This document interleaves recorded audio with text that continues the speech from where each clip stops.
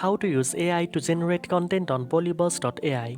First of all, open the app on your device and make sure you are logged into your account.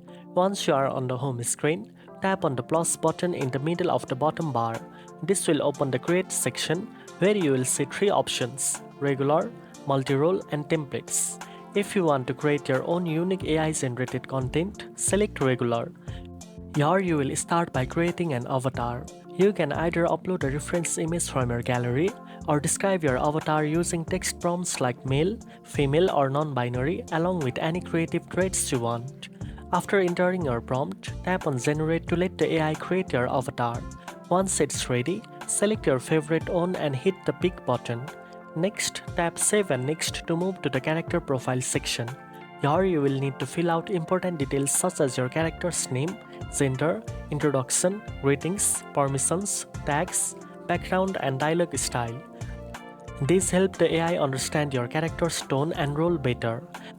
After saving, tap Next to choose your character voice. You can preview the available voices and pick the one that best matches your character's personality or mood. Then tap Save and Next again.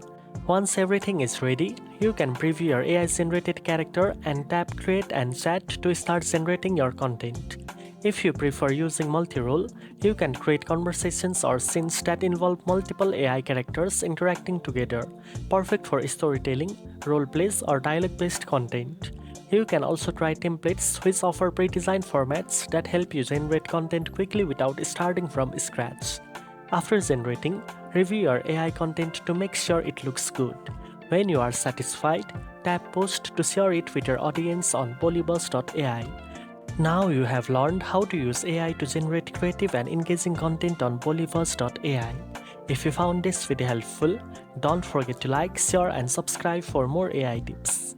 Thanks for watching and I'll see you in the next one.